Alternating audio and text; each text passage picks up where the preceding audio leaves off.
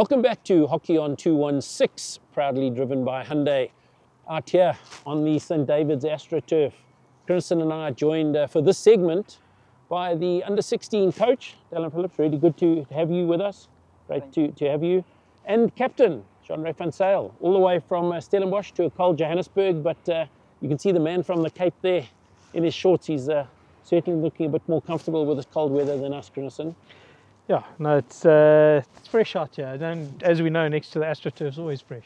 Absolutely. So, gentlemen, welcome. Thanks for joining us on the show. Couple of minutes, half an hour after a really good win over the Zimbabwe under-18, Dallin. We saw some animated discussion with you and the boys towards the end of the third quarter, but generally you've got to be happy with the first outing for your boys. Yeah, firstly, thanks for having us. We've had 2 hours of training, so for a first outing, pretty happy with the way we've gone about it.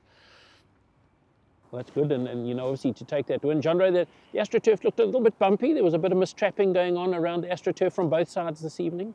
Yeah, I think the Astro is very bumpy. Also with the new ball, most of us not used to playing with the new Kookaburra balls. I think it's something we only in 2 trainings that get used to, but hopefully the next games will get much better. Yeah, sorry. I was going to say, but isn't it wonderful that at a South African schools hockey perspective that you're getting that opportunity to play with the Kookaburra? Because as you take your careers further, that's the ball you're going to be playing with at international competition. Yeah, I think it's an honor for us, okay, to at this young stage be playing with a Kookaburra. A lot of people, when they later in their career, when they start playing nationals and stuff, then first they have to play with Kookaburra. So for us on a young age, with that ball, if you guys know, very expensive balls, to be playing with that, I think it's very honor for us. Yeah, look, I mean, if you've had 2 hours of training, it takes extensive training with cookers to get the touch right, and it certainly showed in the first chukker in particular, with guys not soft hands on the receive, ball bouncing off the stick, and that's what happens with the cooker. You know, it's a lot softer. So you know, you've got to have that touch and control. And good to learn it from a young age. You know, it's the type of things that become a habit as you go through the age groups. Absolutely. Yeah, so I think we made a point of it to play with the cooker, and we made the players aware of it beforehand, that we're going to play with a different ball, something they're not used to. But I think it's important to learn at this age, so that when we go and play the first internationals overseas, which is the under-17 group going to Malaysia, that they do have a taste of it before they actually get there. Absolutely. Yeah. So Dallin, you're obviously coming into a series. It's wonderful for you to get these under-16 boys into a series, not only the under-16A boys, but the under-16B boys also here. So it really is a big group of under-16 players. As Hockey on 216, we've really been impressed with this age group this year, especially, funny enough, the defenders. You know, Jean-Ray really having a wonderful outing today. Young Milan, Peters around the back, Joyner, Wilson in the B side. So we're really blessed with a strong group in this under-16 age group this year. Yeah, I think a big focus for the under-16 group coming through was our defensive effort that we can put in. I think this day and age, all we see is on Instagram is everything going forward. And I don't think we pay enough attention to our defensive roles that we've got. So we're looking for defenders that can defend, and not only the Instagram, for lack of a better word, Instagram heroes or Instagram models. Yeah, I mean, Dalen's speaking my language here because, Calvin, you'll know, I've been going on about this on the show since the beginning of the year. I think that South Africans, by our nature and the way we play the game, we've got a lot of players with flair, go forward. Even our outside halves are very attacking minded. But you know, when you take the next step to international hockey, and the guys will see when they go to the under-17 Cup in Malaysia, that it's all about the defensive effort. You know, a deep defense in the 9-yard. You know, and particularly when you do win the ball, maintaining possession and in build-up play, and I saw a little bit of that inexperience come out today with under-16s in the last game. I think that a lot of the school hockey is played on counter-attack, and you could see that every time the guys won the ball, they were guilty of bypassing the midfield and trying to go on attack again. You know, and I think these are things why you play international games. You've got a week with this team. What are you looking to achieve in this week, and you know, what are those key things that you're looking to get out of it from a team perspective and also from an individual player perspective? So firstly, from an individual perspective, we're looking to make sure that the players that we've got here in both the A and the B side is comfortable being uncomfortable. having to learn new concepts, some of them that haven't gone through it at their schools, to make sure that we give them enough information so that they can take it forward to their schools. And as South Africans, we got to know when we play internationally, more than 50% of the time we have to play hockey without the ball. And I think to Knessen's point there is, we're such a talented bunch that we're always looking to go forward. And even if you look at tonight's game, both our left and right half would look to attack from that. So if we can make sure that our defenders should be passionate about defending firstly, and making sure that our concepts that we're trying to get across to them is more principle based. Yeah, I mean, so I would imagine, you know, when you don't have a lot of contact time as an international team now, you're going to rely quite heavily on the video. You know, what would you say the themes will be for you in prep for your game tomorrow? So we've got three main themes that we're working for.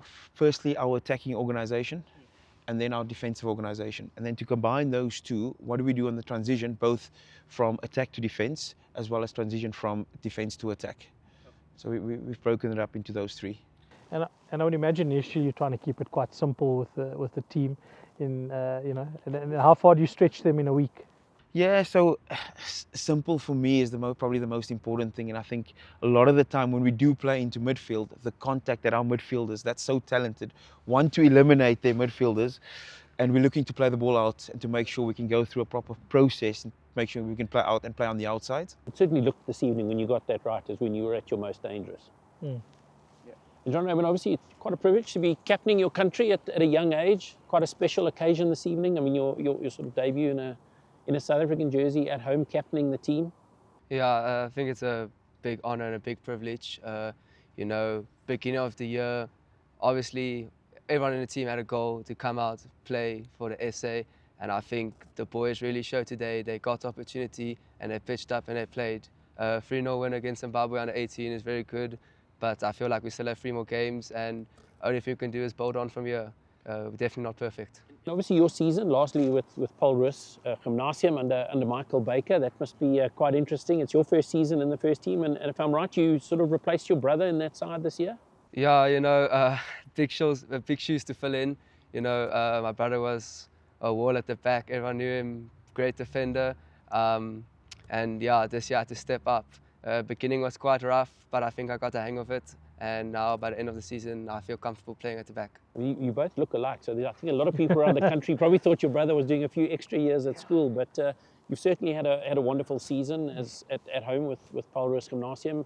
Not getting up against Sachs, probably the 2 games of the year that you guys would love to have got up against, but other than that, a really fantastic home season.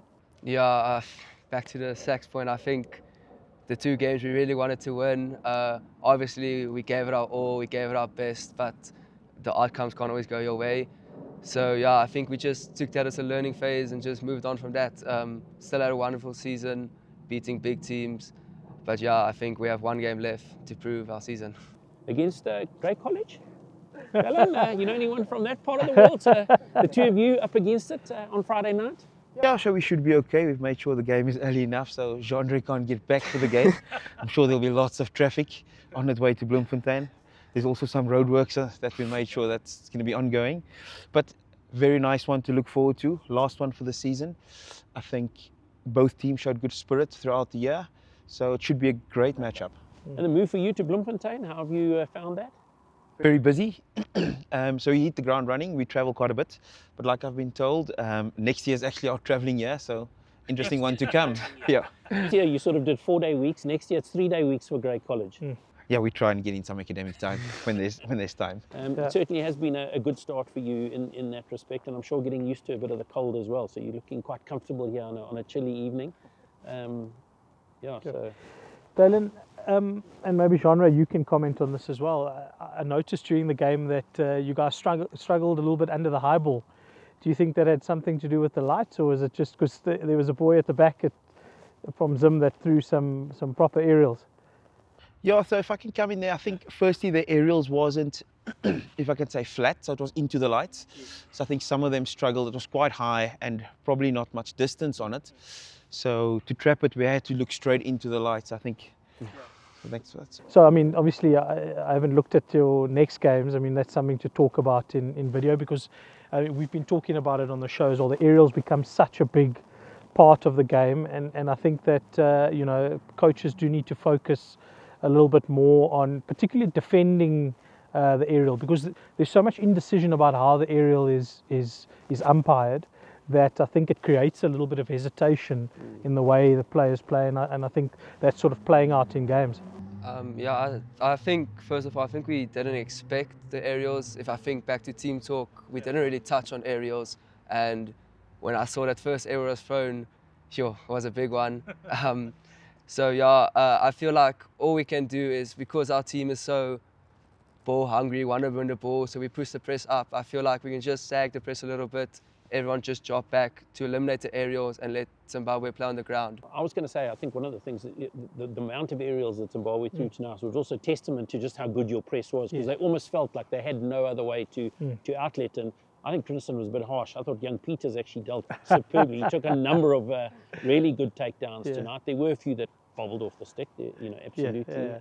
But you also used it quite well in attack, and I really liked a little bit of yours, sort of shorter, more diagonal ones. You found Milan quite often on the right with the aerial. So we also used the aerial quite well this evening as well. Certainly, perhaps not the big long ones, and some of those shorter aerials into the sidelines. Yeah, I think we've got to make a point of it that the aerial is not to relieve pressure, and it should be used tactically to make sure we actually pinpoint with it. We've actually discussed that this morning in our video in terms of the manner that we want to throw the aerial. Obviously, if we're under immense pressure, then we could throw the ball on the other side of the pitch. But in our case this time, we try to use it tactically. And I thought you really did that well, and John Ray himself, you know, particularly doing that really well this evening. So 3 more games to come in the week. Obviously, looking for 3 wins. I mean, you know, that doesn't beg the question. What are the 1 or 2 really big things that you're going to be sitting with that team tomorrow to try and get right in tomorrow's game? So I think we've got a really talented group. So for us to remain thorough and to make sure that we stick to our processes, and for the group being as talented as they are, not to get bored. And just doing the simple things. Right, the big city lights here in Johannesburg for a Stellenbosch boy. I'm sure you'll be straight to bed this evening with the rest of the boys and prepping for that game. You personally, what are you looking to take out of the rest of the week? Yeah, you know, tomorrow is not a big game, so I think early night, I don't even know what time we're playing tomorrow, but I think it's going to be a good prep tomorrow, and yeah, just keep the culture up. I think our team has a big, strong culture over tactics. So yeah, good bond. If a good bond off the field, you can see a good bond on the field, how we're connecting, playing through the lines. So I think if we just keep the bond good as a team, we'll go 4 for 4. We really appreciate the 2 of you staying back while the rest of the team has gone back to the warm hotel. They probably showers, they're probably eating, and we really, you know, thank you for that. Good luck for the rest of the week. We're certainly looking forward to the rest of the week and some exciting hockey from this under-16 boys team. Thanks, guys. Thanks so much for having us. We'll be back after the break for more of Hockey on 216, proudly driven by Hyundai.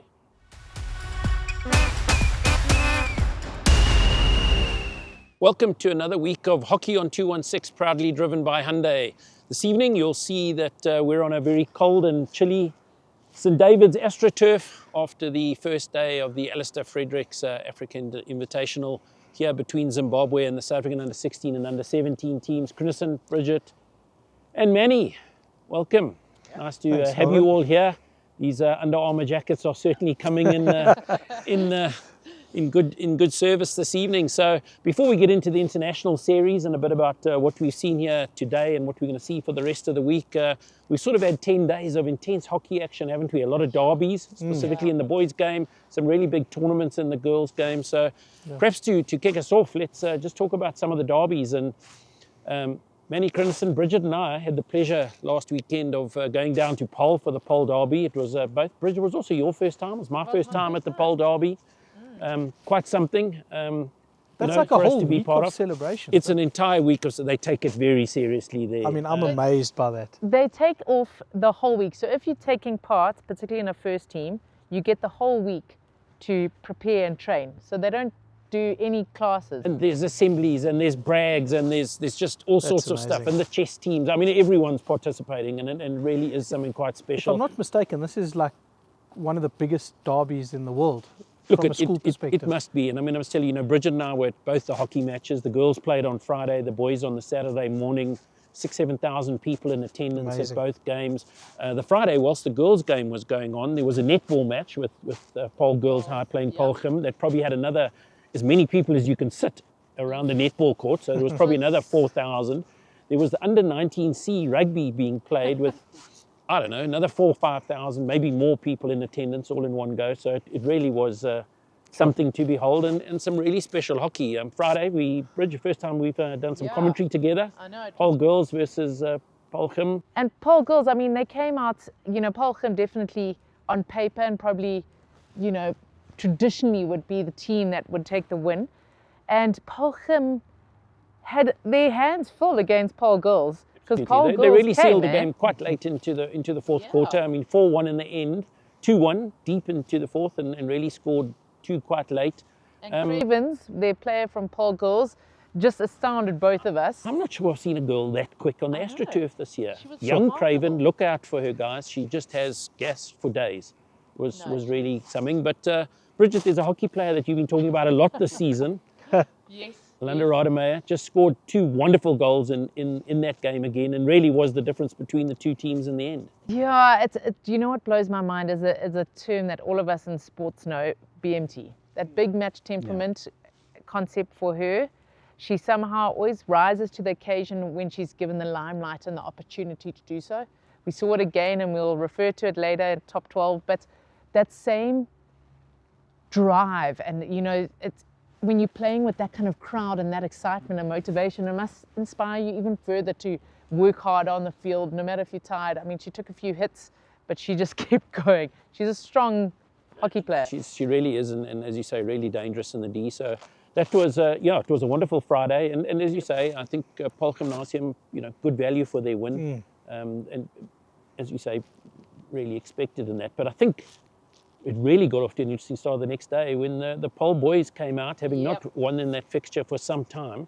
Manny, and I don't know if you got to watch that game, but they were such good value right from the start. Yeah, a really good game. And it's a game that Pole boys, I don't think they've won that game, I think since 2018 or whatever the case may be, but they've always been really close. It's been sort of 2-1, 2-2, 2-1, a couple of years interrupted by COVID.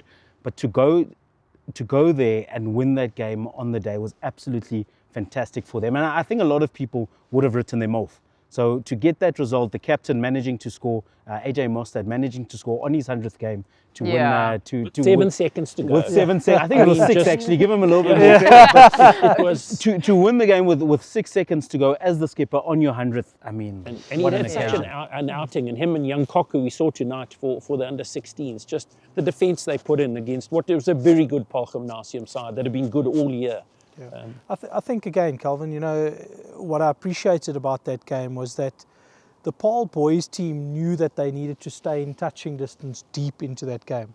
They played within themselves, they defended incredibly well, and then the moment came for them to win the game, and it's something we've been talking about a lot. You just have to stay in touching distance, particularly when you're playing against a side who would have come out as the favourites, and just take that game deep, right into the last chukker, and then And I take think the win. that favourite tag, sometimes, when in front of a big crowd, one of the things we did notice is him just trying to force it from too early on, playing long balls into the D when it probably wasn't in, and not just being patient enough when they were on the ball. Unfortunately for them, and just a wonderful result for hockey, and Paul just with such a rich history of hockey as we learned that week. But that wasn't the only derby going on around the country. Another massive derby in South Africa is Kes Jeppe that took place here in Johannesburg. And Manny, I don't know, did you get along to that game? Yeah. So I was actually I was at the fixture, and also another fantastic occasion. An occasion that splits Joburg basically in 2 sides between Kes and Jeppe. The old boys are there, the parents are there, and it's a real spectacle. But I actually noticed, sorry to interrupt you, Manny, there was such a distinct red, yes, black and white, and it was prominent. It might be due to the old school jerseys out there, but regardless, it was, you could see it. There was this split. Not a lot of mixing happening. Exactly, Maybe. and it's 2 schools that don't like each other but end up getting along really well after school. So that 4-1 victory for me just really solidified Jeppe as a top side. They didn't let the occasion get to them. They've never really looked flustered in that game, and they just took the game to King Edward's. A real fighting side. That's not a side that goes down 4-1 to too many schools, but Jeppe were just in another class on the day. And Jeppe, certainly proving that they are the number 1 team outside of the Western Cape this year. You know, certainly it begs belief some of the rankings when they're still not in the top 2. I don't know what JP has to do to do that, but you know, they certainly have had a wonderful season under Sia, haven't they? Yeah, well, I was chatting to Brian actually, and they got an invitation for Hibbert Shield for next year. Oh, so good. that's a conversation they need to have. So we might just see those 3 schools going toe to toe next year. So really excited for that. I think that was really something, would have been a spectacle this year. Absolutely. To see Jeppe play sax. Absolutely. I mean, you know, Paul Roos tested sax in both fixtures. But yeah, I would really, Jeppe have some incredibly exciting players. I stand corrected, but Sia hasn't lost a game this whole season. Correct. Yeah, they've gone undefeated. So they've totally undefeated Jeppe. They haven't drawn a game either. So the one fixture where we felt they were going to come under pressure, Manny, you and I were in commentary for the Aitken final against St. Stithians, Yes. and on the pool match at Aitken earlier in the week, we thought they were going to come under some pressure against what we thought is a very good St. Stithians team this year. And Jeppe managed both of those games really comfortably. So they really have shown themselves to be a top outfit this year. I think their toughest match, which also I've got to go back in my memory here, was their first fixture against St. Stithians. That was And it was- 5-3 or Yeah, 5-4. and that's- 5-4. 5-4, and that was where St. Stithians were up. yes. Well, they did draw against Hilton College at. I think they got a Of course couple at you remember Nomads. that I one. do yeah. remember because I was in commentary for I that wonder why game. Hilton Yeah. and Maritzburg. Yeah, there it is. I just happened to be in commentary for that particular game, so I watched them play out to what was a very good draw on the Sunday at Nomads. Yes. And both had pretty tough fixtures earlier in the day, and you know, which also, you know, I think it's much easier to take on a Jeppe side when they've sort of played 3-4 hours earlier. So certainly, but just another wonderful derby, isn't it, Chris? And Kes Jeppe, something special. Absolutely. And I mean, talking about Kes, fast forward a week, and Kes had a fantastic 4-2 win over DHS, which I think is an incredible result. You know, we've said that DHS have been up and down this season, but talking to Shaman Naidu from Kes, he said that you know, the Kes boys took their chances. They scored 4 goals as a result of counter-attacks, 2 field goals, a short corner and a penalty stroke. So a fantastic result and way for Kes to end their Absolutely, so season. good way for them to end, and the end of what's been an outstanding career for Captain Campbell in the role there at Kes. And talking about teams that have been sort of up and down, Pretoria Boys, Maritzburg College playing for a draw during that period as well. 2 teams that probably should have had better results this year. I think so. Yeah, I think both teams have sort of struggled in their consistency, in my opinion. I just don't think that they've created the depth and the opportunities in some of the games that they could have. But maybe young side, maybe opportunity into next year, building. I just think there's more that could be from both teams. Yeah, both schools' quality programs. I mean, I think that sometimes it goes that way in a season. You just don't get the rub of the green, you know, in games where I thought they've played good hockey. They just haven't got over the line. You know, a draw is probably a fair result in that game. Absolutely. Considering, you know. But a result that both teams will be disappointed with, Yes. because Yeah. you know, they're both looking for that win, and they just haven't been getting the wins that either of them would have wanted. Yeah, I mean, Calvin, we talk about, you know, teams getting better, and another team for me that's got better consistently through the season is Affies. You know, they had that historical win over Maritzburg College, and then drawing 1-1. We were talking about that. I can see why you brought it back in. Nice, You never Eagles. forget. So. And then the 1-1 draw with Pretoria Boys High at the end, which is always a massive game, you know, in which Absolutely. Pretoria Boys High have always had the upper hand against Affies from a hockey perspective, and I think they'll be happy. Affies have with got some good youngsters. I've looked there, under 16 Yes. program also playing, so some players coming through. So they're certainly going to be a team to watch into next year, and they've had a pretty good run of form. I looked at the overall hockey results on that day, and Affies definitely had the upper hand, you know, Absolutely. so good things happening there. No, so playing some good hockey. Any other fixtures over the last week, 10 days since we last spoke, Manny, that's caught your eye? Yeah, no, just thinking about it. So I mean, a lot of the derbies that have proved really good. I think the Jeppe Kes game, as we've mentioned, the Paul Roos as well as the Sax game, really interesting there. Paul Roos going up there, so they would have been really disappointed by that. We actually spoke to Bakes about this, and he had a hidden little gem, and it worked out in the first Bridget quarter and I for had him. to sign an NDA on the morning that we couldn't said talk as about much, it. and he said he's going to put a high-lying striker. We weren't allowed to disclose it, and it went to his advantage. I mean, he really thought this 2-0 through. up against 2-0 up, against and Sax. then Sax just I think I did say in turning the on show the that taps. that Bakes will have something. Well, up his sleeve. you did say Bakes is going to have something, and yeah, young Charlie Boucher and Swanepoel going Yeah. taking them to a 2-0 up. They'd be very disappointed then to concede 5, but Lita Cry with another 2 goals and She all said the usual suspects on the that, scoreboard. That third chucker was something else, Boris Sachs just coming back there, 4 goals in the chucker, just took the wind out of the sails of Boris. Look at. And also, I mean, into that, Lita Cry had just played for the S under 21 side at IPT. Earlier that afternoon. Earlier that afternoon. Won a bronze medal. Won a bronze medal, quickly took that off his neck, and then rushed across to don his school kit. Yeah, So, scored 2 for his side in that Yeah. game. Look, it was another wonderful week of derby, especially amongst the Absolutely. boys hockey. We're running out, a couple of weeks left, maybe for a couple of schools. Largely the schools have stopped playing, but we'll be back after the break to discuss more around the girls' match or the girls' matches, and specifically around some of the tournaments that we've seen take place in the last 2 weeks. Welcome back to Hockey on 216, proudly driven by Hyundai. Team, it was a wonderful week of girls' tournaments. I mean, the girls do play a lot of tournaments, don't they, in South African hockey? It's They sure wonderful. do. Starting off last weekend, Hull Pullen, just a wonderful event, one of our favourite events of the year up here in Gauteng, and Affie's with the win. And I don't think anyone thought it would happen. No, you guys did. And I mean, No. we called We it did say that to. we'd get to We the did semis. say We they'd backed get them into to get the to the semis. Yeah, fair. We did, We did. And there were some unusual results there. You know, certain teams you would have expected to get further down the line. It's an interesting format. St I'll Andrews put it. beating St Mary's. I certainly didn't. I got that one wrong. Yeah, me too. Totally and utterly wrong. Actually, Lisa Deercliffs had a good go at me from St Andrews. He's like, Bridge, don't you back my team? And I said, just didn't expect it. You know, in the season they had lost to St Mary's, so you kind of Absolutely. went along with that. And then, you know, Affie's, they've had a really good season, but so silently.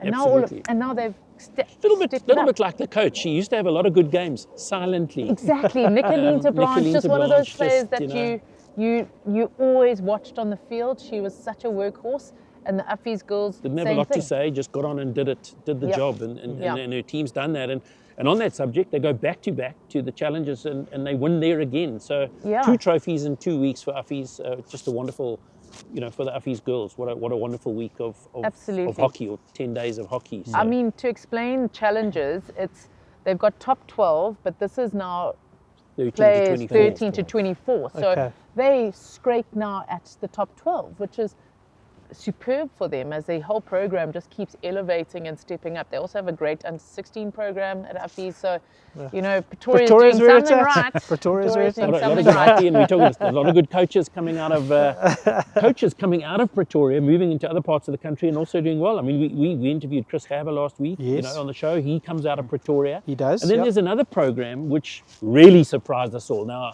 none of us saw this coming. Yeah. The under Yeah. 16 top 12, St John's DSG from Pietermaritzburg, getting up to win it.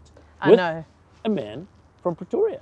Yeah, he spent some time coaching in Pretoria, involved in the northern setup as well, Phil Smurden. So, certainly taking his experience and starting out his career as a coach in Pretoria and going down and doing incredible stuff at St John's. And I mean, St. John's, it's when you think of Pietermaritzburg, they've got this hub of really talented schools, talented hockey players. But St. John's has always, again, silently just been in the background. Their program, however, Jenna Shuka, who is an old SA player, she's played a lot of hockey out of Natal. She's stepped into the program, offering a huge amount of experience on her side as director of hockey. And then their deputy head, Tracy Schregman, is an ex-national player herself. I mean, she's coached also enormously. So we shouldn't be so surprised given the quality of what's Yes. sitting there, Manny. Yeah, look, I mean, if you go back a couple of years ago, now this is what's really impressed me. If you go back a couple of years ago, if I told you St. John's were going to do as well as they have, I don't think anyone would have believed us. So how they've ramped their program up in such a short space of time has been absolutely fantastic. And what it does is it just adds that much more competition to the game, which is brilliant. Yeah. Just wonderful for girls hockey in inland, because typically the boys hockey in inland tends to have sort of been the benchmark for Yes. hockey down there, and it's really good because we've seen some great improvements under Darren Gallagher at Epworth this year. Collegiate have played good hockey. St. Anne's have been good for some long time. Maritzburg girls are probably on the back foot, and we'd probably like to see them back to sort of some of their previous heights that we've we've Yeah. seen them play. So really good for girls hockey in Inland and in Pietermaritzburg Yeah, I in mean, particular. and as Manny says there, it's so good, and we talk about Affis, we talk about all these schools that have the potential to win these tournaments now that traditionally was sort of a sort of band of schools that were competing in the finals. Two but schools from Yeah, Bloemfontein yeah, mostly. mostly. Between Unisia and Oranje, you would think they would Yeah. win everything. One of them but was going to win. No, it. I mean, I don't think they've won a competition yet in the whole If whole we think year. back to all the girls' tournaments, has any team won more than No, one tournament? no. Well, It feels like except for everyone- Affis, I Affis. suppose. Affis. Affis, I Well, suppose. Affis, Yeah. Yes. two. The Affis is the only one. And it feels at like this- no one else is, and maybe that's a great segue into Yeah. what was the top 12 tournament, traditionally, and for a long time it was the 20th year, held at the 10th 18th. year. 10th year.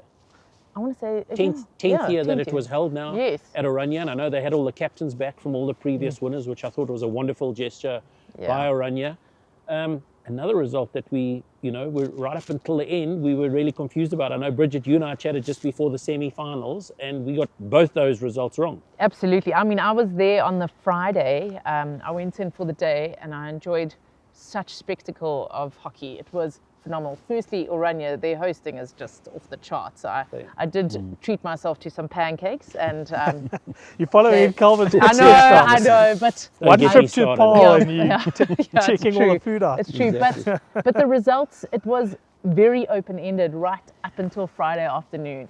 And there were results that everyone required someone else to win in order for them to go through. DSG were scratching and waiting and seeing, and all But of these teams. if we look through the week, Rennes just looked unstoppable. Yes, they They did. were absolutely looking unstoppable. They played fantastically. Leah Duplessis and some of the, those Yeah. other girls, they just looked on top of it. And having come out of that Boland winning at IPT, it didn't look like it was going to go any other way. Yeah, I think they must be disappointed in their semi-final, going right down to eventually shootouts. They haven't lost a game this whole season. Is that right? They haven't lost haven't a lost game a this game. season, and in whether it be at St Mary's, at Or some top of the other 12. girls, at top 12. I think there's 3 tournaments. And, they lost to all collegiate girls. somewhere to all girls, all on 8-seconders. Correct. So that's the only way that they've lost games this whole season. So going down, unfortunately, Renach in their semi-final, they would be frustrated losing to Polchim. They know them well. So it's just one where, they didn't expect it probably. But Polchim stepping up, ramping up.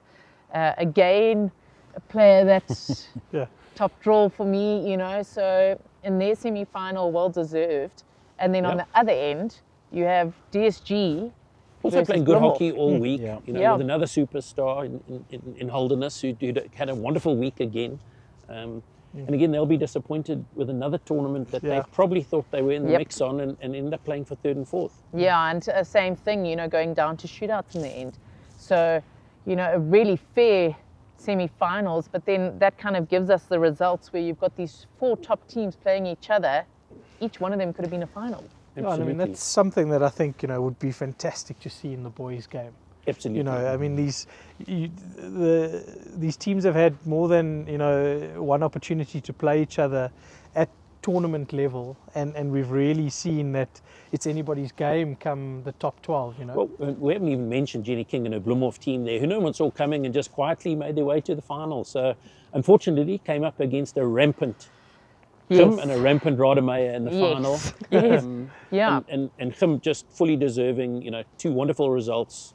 Pole Derby the week before, winning top 12. They must just be very, very pleased with what's been a fantastic season for that Paul Kim, and in fact, a fantastic couple of seasons. Yeah, I think they Paul peaked. Kim outfit. They peaked at the right time. Yeah. I think they just eventually, got the ramping that they needed and the confidence that they needed. And Jenny King's forces were so good. I chatted to her lots, and they were really, really unstoppable. They defended well. They were tactically good, but Kim just found it. Quite interesting. Kimmy Guts, they call it in Kimmy rugby, and I Guts. think you see it on that AstroTurf as well. Quite interesting a stat that I saw that Polchim were one of the worst defensive sides in terms of how many they let through, but concede. one of the best attacking sides. So it Yeah. just proves attacking hockey at the end of the day. They decided they can outscore basically any team. And Bridget, you got to talk to Alanda Rademacher, and we'll be seeing that interview before the break. And one of the other themes we've been following this year is all the sisters, and Sanans were there with 3 sets of sisters. Correct. Hofmeyers, the Kellys, and the Thomas sisters. So Bridget, as I said, was down at at the top 12 in Bloemfontein, and she spoke to Alanda Rademeier at the end of the tournament, as well as the all six sisters. All six sisters. So we'll go to the break with Bridget talking to the girls at the top 12 in Bloemfontein.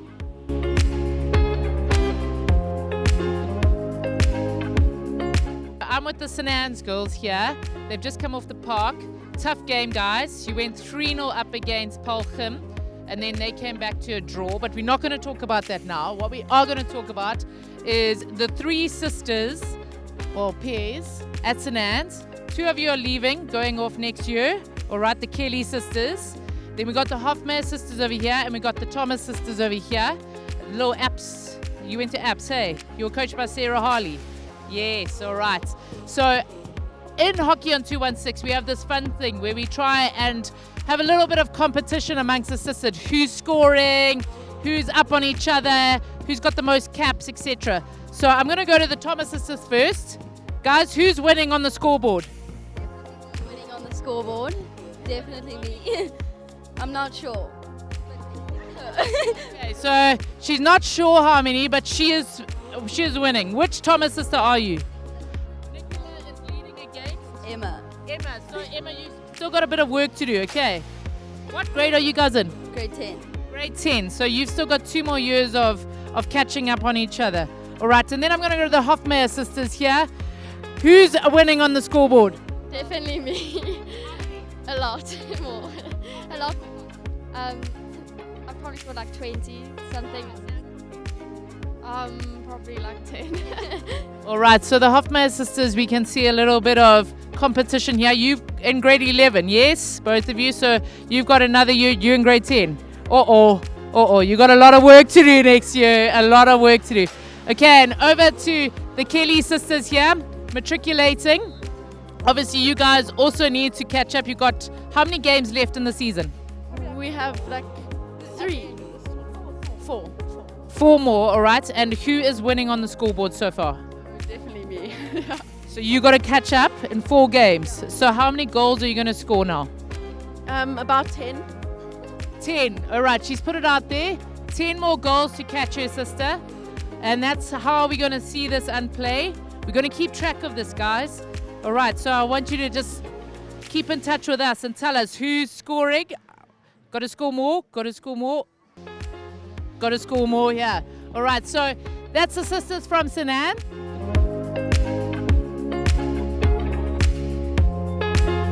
Ek gaan dit sê, een van die supersterre van hierdie 2 dae van hokkie wat ons hier gesien het, Alanda Rademeier. Hoe lekker is dit vir jou om by hierdie toernooi te wees en hoe lekker is dit vir jou om saam met jou span op so 'n toernooi te kan wees? Ja, dis verskriklik lekker. Dis al iets waaroor ek vir baie lank droom om net top 12 hier by Bloem te speel. En dis net ek is so lief vir my span en my laaste toernooi, hulle net soos die seniors, hulle spesiaal te laat voel op hierdie laaste toernooi.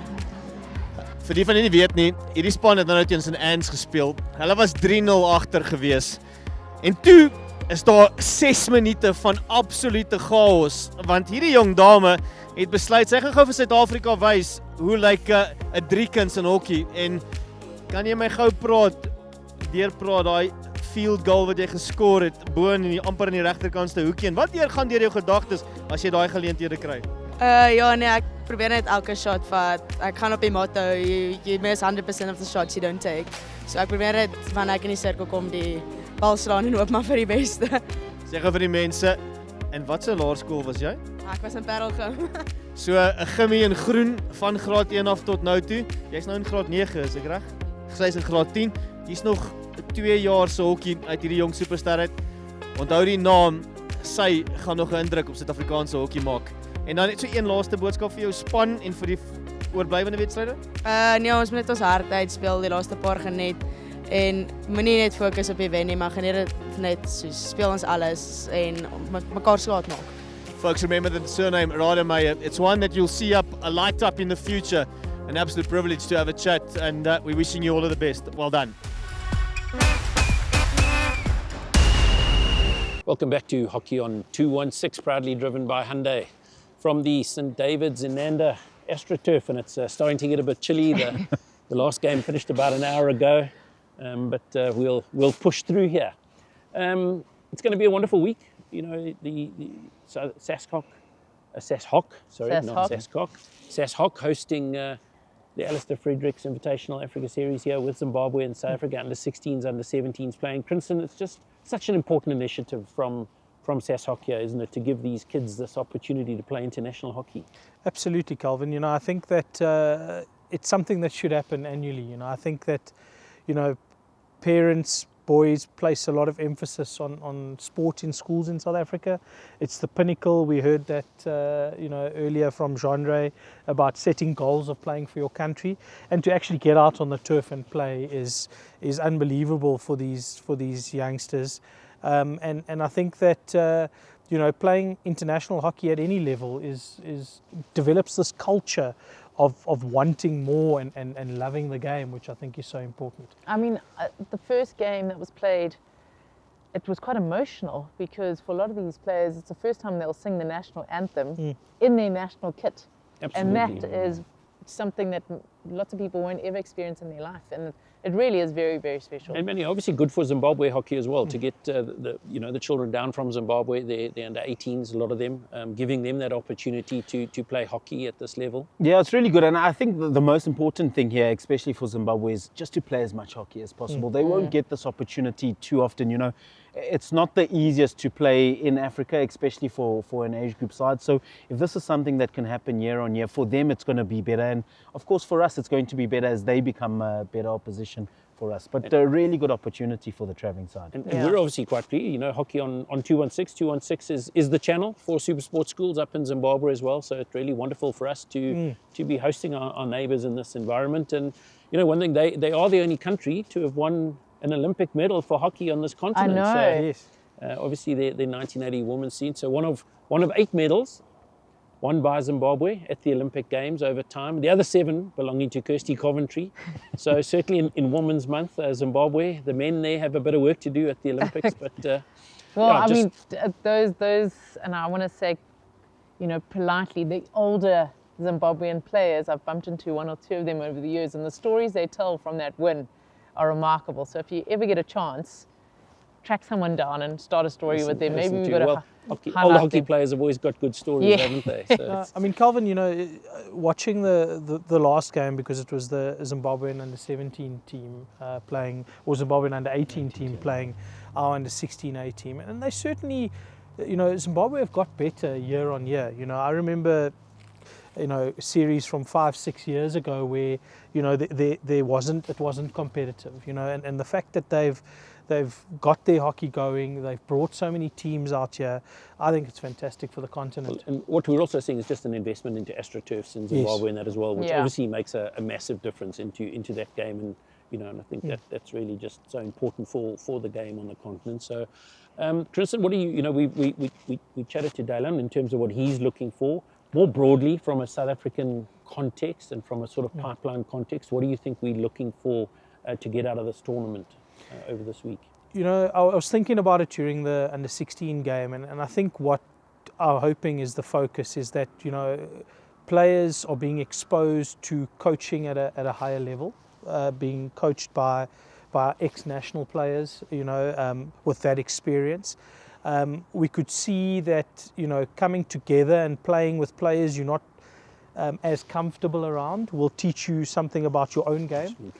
And I think that, you know, what would make this even better was if they had a little bit more time to train together, because I noticed tonight that the technical ability is probably what lets us down at international level as well, you know, and to get these guys training the right technique at receiving, passing, these types of things that buy you time in international games would certainly, you know, be fantastic for our pipeline going forward. I think we spoke earlier in the year on the show about how does this pipeline now continue to feed our national program, and that's where someone needs to find the key that's going to unlock that. One of the things that we are doing, Bridget, and I think you can come in here in terms of your involvement with the under 21 girls program, and that the one thing that we do have in South African hockey at the moment is quite a bit of continuity between coaches that are overlapping across the age groups, right up from the sort of under 16 through to the national teams, and that's really got to, you know, be putting us in good stead down the line. Well, I mean, just speaking about it now, at this particular tournament, you've got Sean Laupsha, who's looking after all the goalkeepers on all the age groups.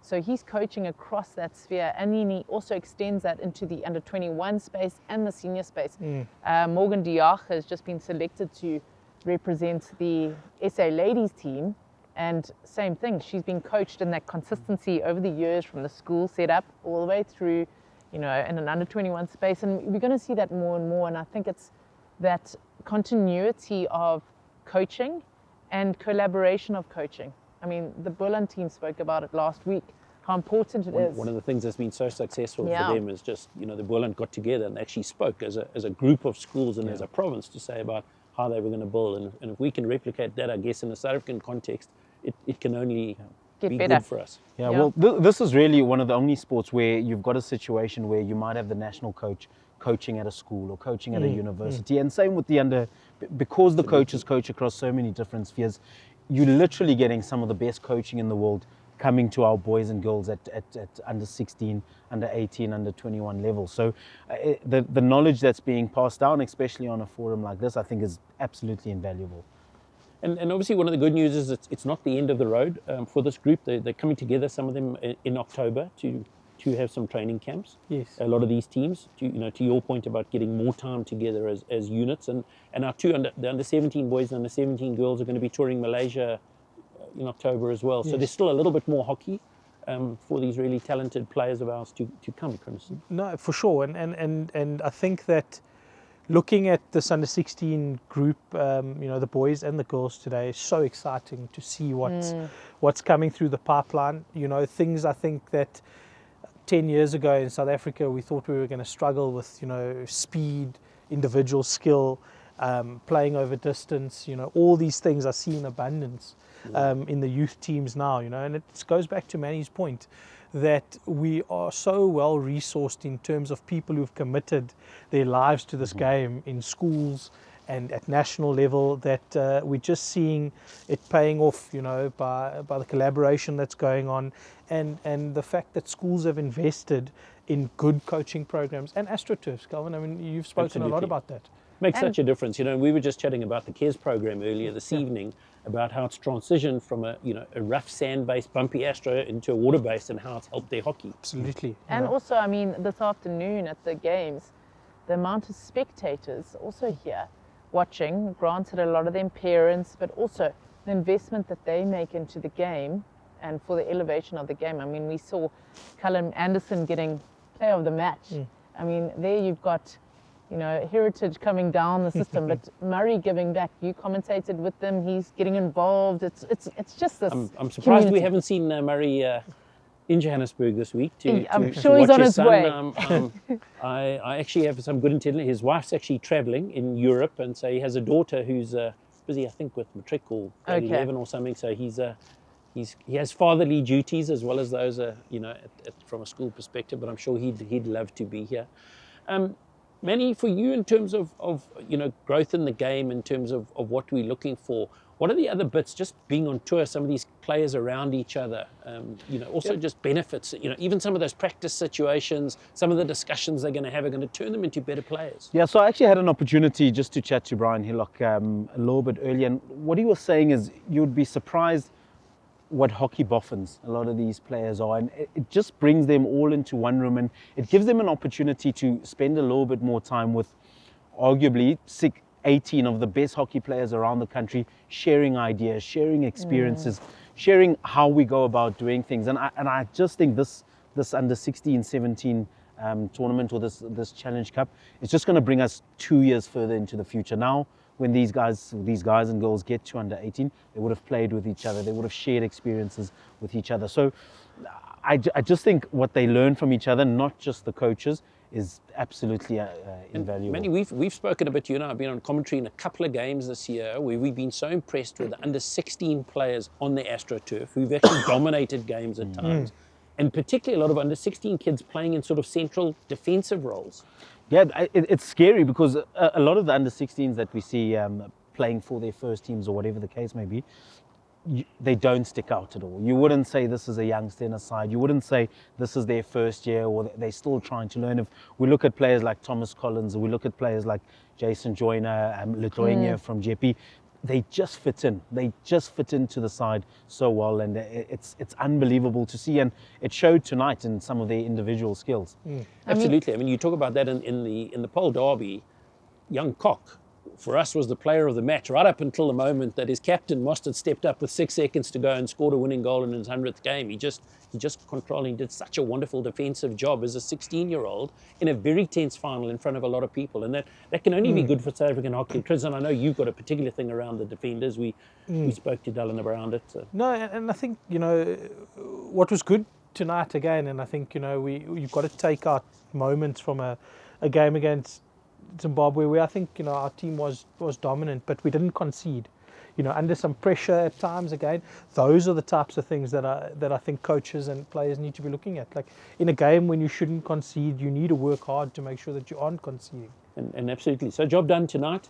So lots of hockey left this week, and it'll all be live, Bridget, on SuperSport Schools, channel 216 on the SABC Plus app, and obviously also on the SuperSport Schools app all week. So we're really looking forward to that. But there are a couple of derbies as we close out the season still to run.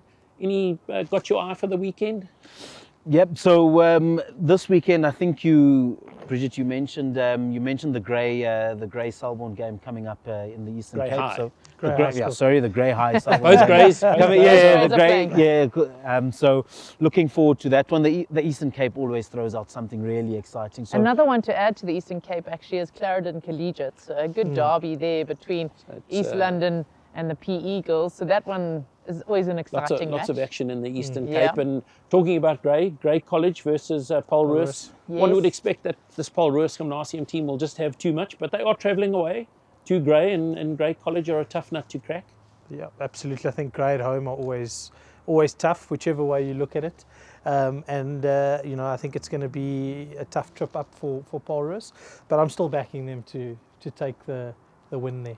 And in the northern suburbs of Cape Town, Bridget, big game this weekend? Big derby. I mean, it's an old derby, Durbanville versus Stellenberg, hosted at Durbanville this year. And that's going to be an exciting one. So that will be on 216 on Friday night at 8:15 with the boys' game. Monday, Friday night lights on Friday. Stellenberg, who've really put together a wonderful hockey program in recent years up against Durbanville. So from the northern suburbs, we're sort of starting to get to the closeout of our season. So just another wonderful derby to look forward to this week. Well, lady and gentlemen, it's been chilly, it's been cold out here, but it's been a wonderful day of hockey. As we close out this evening's show, don't forget to get down to Edgar's. Remind them of the code that you see on screen right now, and you can get 30% off all denim and tops on men's, women's and ladies. It's been another wonderful evening of hockey on 216, proudly driven by Hyundai, and we'll be back next week with more hockey action.